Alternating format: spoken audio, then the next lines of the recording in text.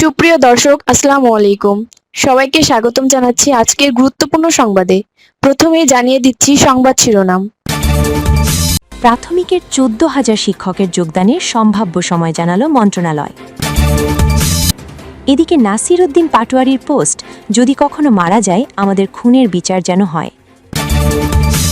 অপরদিকে বাস মালিকরা প্রতিশ্রুতি ভঙ্গ করায় সড়কে মৃত্যুর মিছিল। এবং সব শেষে থাকছে আওয়ামী মেম্বার রফিকুলের ছত্রছায়ায় বেপরোয়া হয়ে ওঠে ঘাতক রানা। শুনছিলেন সংবাদ শিরোনাম, এখন বিস্তারিত। তার আগে ছোট্ট একটি আবেদন, সঠিক ও নির্ভরযোগ্য সংবাদ পেতে আমাদের চ্যানেলটি সাবস্ক্রাইব করুন। আপনাদের মতামত কমেন্টে জানান, আর ভিডিওটি ভালো লাগলে একটি লাইক দিতে ভুলবেন না। আপনাদের মতামতই আমাদের শক্তি। এখন চলুন বিস্তারিত দেখা যাক। প্রাথমিকের ১৪,০০০ শিক্ষকের যোগদানের সম্ভাব্য সময় জানালো মন্ত্রণালয়। সরকারি প্রাথমিক বিদ্যালয়ে নিয়োগ পাওয়া ৪,০০০-এর বেশি শিক্ষকের যোগদান আগামী অক্টোবর মাসে হতে পারে। আসন্ন ঈদুল আজহার পর সহকারী শিক্ষকদের মূল্যায়নের মডিউল চূড়ান্ত হওয়ার পর এই সংক্রান্ত রোডম্যাপ তৈরি করা হতে পারে। প্রাথমিক ও গণশিক্ষা মন্ত্রণালয় এবং প্রাথমিক শিক্ষা অধিদপ্তর সূত্রে জানা গেছে, প্রায় ৪,৫০০ শিক্ষককে পিটিআই-এর মাধ্যমে প্রশিক্ষণ দেওয়া হবে। এরপর মূল্যায়নে উত্তীর্ণ হওয়া প্রার্থীদের যোগদান করানো হবে। জুন মাসের মধ্যে প্রশিক্ষণ মডিউল চূড়ান্ত করার পরিকল্পনা করা হয়েছে। এরপর জুলাই থেকে শিক্ষকদের প্রশিক্ষণ শুরু হতে পারে। সূত্রের তথ্য বলছে, প্রশিক্ষণটি ২ থেকে ৩ মাস ব্যাপী হওয়ার সম্ভাবনা রয়েছে। ২ মাসের প্রশিক্ষণ হলে শিক্ষকদের যোগদান হতে পারে আগামী সেপ্টেম্বর মাসে, আর প্রশিক্ষণটি ৩ মাস ব্যাপী হলে যোগদান ১ মাস পিছিয়ে অক্টোবরে হতে পারে। মূল্যায়নের ফলাফলে উত্তীর্ণ হতে না পারলে শিক্ষকদের যোগদান করানো হবে না বলে জানিয়েছে সূত্রটি। এ বিষয়ে বক্তব্য জানতে প্রাথমিক ও গণশিক্ষা মন্ত্রণালয় এবং প্রাথমিক শিক্ষা অধিদপ্তরের একাধিক কর্মকর্তাদের সাথে কথা বলার চেষ্টা করেছে দ্য ডেইলি ক্যাম্পাস।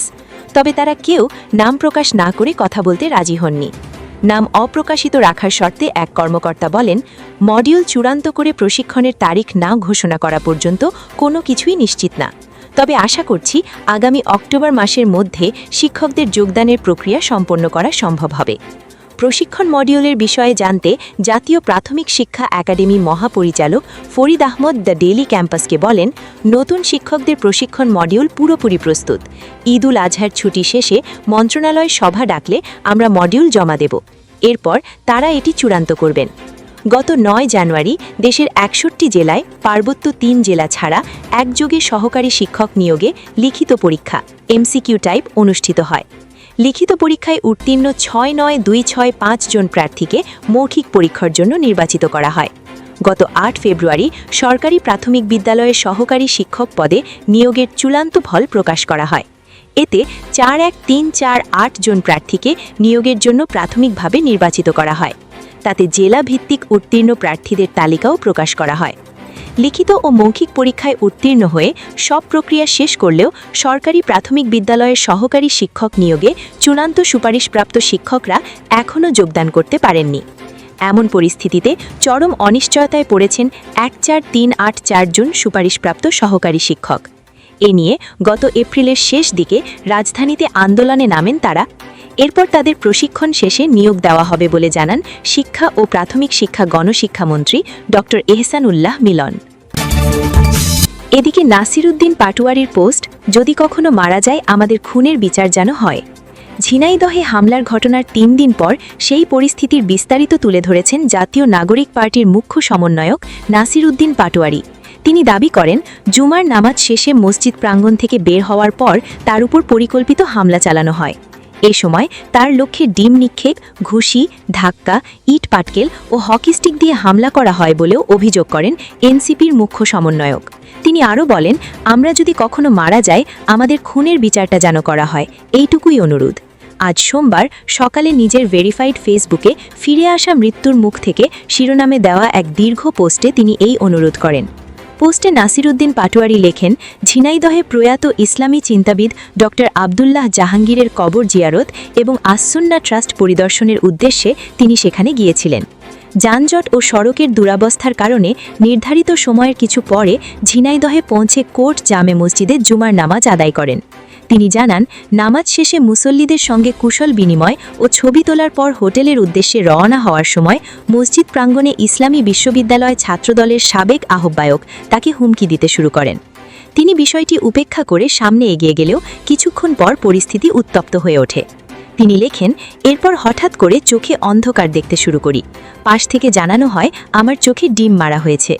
এরপর পাশ থেকে একজন জোরে ধাক্কা দেয়, একজন ঘুষি মারে, আমার মাথা ভো ভো করতে থাকে। আমাদের সহযোদ্ধারা ব্যারিকেড তৈরি করে আমাকে রক্ষা করে। এর মাঝে কয়েকজনের মাথা থেকে রক্ত ঝরতে থাকে। হঠাৎ দেখি বৃষ্টির মতো ইট পাটকেল ছুটছে আমাদের দিকে। এরপর শুরু হয় হকি স্টিক দিয়ে আঘাত। আমি উঠে দাঁড়াই এবং প্রতিরোধের ডাক দিই। কয়েকজনকে ধরে তাদের কাছ থেকে হকি স্টিক ও স্টিক উদ্ধার করতে সক্ষম হই, যা পরবর্তীতে সোশ্যাল মিডিয়ায় ভুলভাবে প্রচার করা হয়। যোগ করেন নাসিরুদ্দিন পাটোয়ারি। তিনি দাবি করেন, হামলার পর ঝিনাইদহে এনসিপি নেতাকর্মীদের বাড়িতে গিয়ে ভয়ভীতি প্রদর্শনের ঘটনা ঘটছে। একই সঙ্গে কয়েকজন নেতাকর্মীকে গ্রেফতারের অভিযোগও তোলেন তিনি। পোস্টের শেষে নাসিরুদ্দিন পাটোয়ারি লেখেন, আমরা যদি কখনো মারা যাই, আমাদের খুনের বিচারটা যেন করা হয়, এইটুকুই অনুরোধ। হাদি ভাইয়ের বিচার হয়নি, তাই আশা কম, কিন্তু আল্লাহ আছেন। কিয়ামতের ময়দানে আল্লাহ যেন সব অন্যায়কারীর বিচার করেন, এই দোয়া ছাড়া এই মজলুমের আর কিছু বলার নেই। উল্লেখ্য, গত শুক্রবার ঝিনাইদহ পৌর কালেক্টরেট জামে মসজিদের সামনে নাসিরুদ্দিন পাটোয়ারির ওপর হামলার ঘটনা ঘটে। ঘটনার পর তার ফেসবুক পেজ থেকে দেওয়া এক পোস্টে ছাত্রদল ও যুবদলের নেতাকর্মীদের বিরুদ্ধে হামলার অভিযোগ আনা হয়। অপরদিকে বাস মালিকরা প্রতিশ্রুতি ভঙ্গ করায় সড়কে মৃত্যুর মিছিল। ঈদ যাত্রা উপলক্ষে অতিরিক্ত ভাড়া আদায় বন্ধে বাস মালিক সমিতির প্রদত্ত প্রতিশ্রুতি ভঙ্গ করে গণপরিবহনে অতিরিক্ত ভাড়া আদায়ের কারণে সড়কে মৃত্যুর মিছিল শুরু হয়েছে বলে দাবি করেছে বাংলাদেশ যাত্রী কল্যাণ সমিতি। জরুরি ভিত্তিতে অতিরিক্ত ভাড়া আদায়ের নৈরাজ্য বন্ধ করে দরিদ্র, শ্রমজীবী, কর্মজীবী সাধারণ মানুষের ঈদ যাত্রা নিরাপদ ও নির্বিঘ্ন করার দাবি জানিয়েছে এই সংগঠন।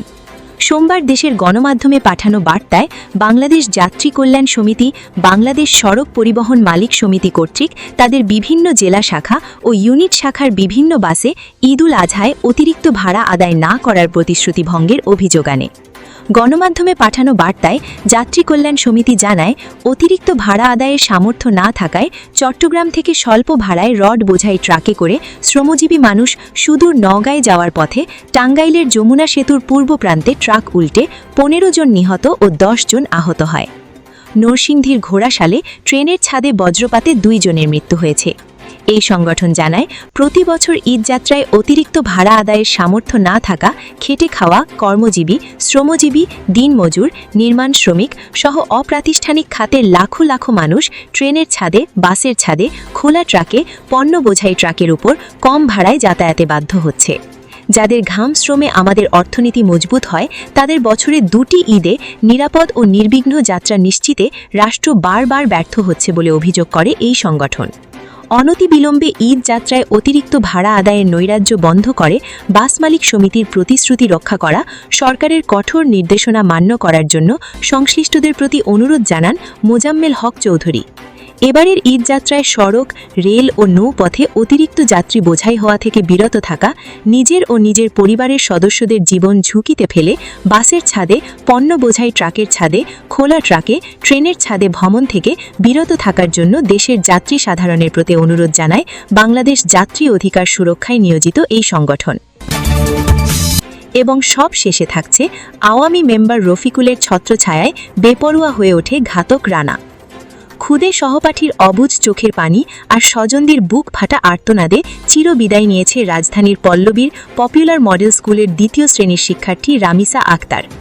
মুন্সিগঞ্জের সিরাজদি খানের মধ্যম শিয়ালদি গ্রামে দাদা দাদির কবরের পাশে চিরনিদ্রায় শায়িত ছোট্ট রামিসা। কিন্তু এই নৃশংস বুক কাঁপানো ঘটনার পর রাজধানী ঢাকা থেকে শুরু করে ঘাতক সোহেল রানার গ্রামের বাড়ি নাটোরের সিংড়া পর্যন্ত বইছে তীব্র ক্ষোভ, ধিক্কার ও নিন্দার ঝড়। সময়ের সঙ্গে সঙ্গে সামনে আসছে একের পর এক চাঞ্চল্যকর ও লোমহর্ষক তথ্য।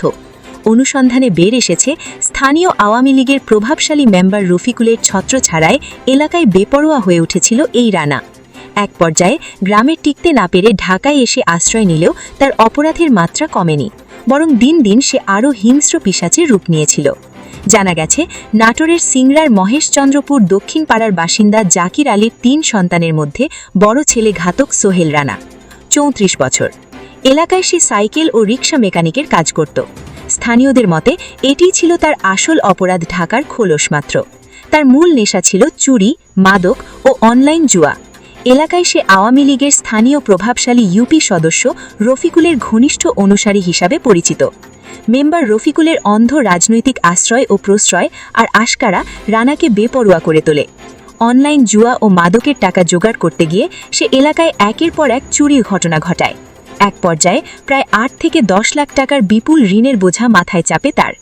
এই দেনার দায় মেটাতে না পেরে ও ছেলের নানাবিধ অপকর্মে অতিষ্ঠ হয়ে তার বাবা জাকির আলী নিজের শেষ সম্বল জমি বিক্রি করে কিছু ঋণ পরিশোধ করেন। এরপর প্রায় ৩ বছর আগে রানাকে বাড়ি থেকে চূড়ান্তভাবে তাড়িয়ে দেন। তখন থেকেই পরিবারের সঙ্গে তার সব ধরনের যোগাযোগ বিচ্ছিন্ন। পারিবারিক জীবনেও লম্পট।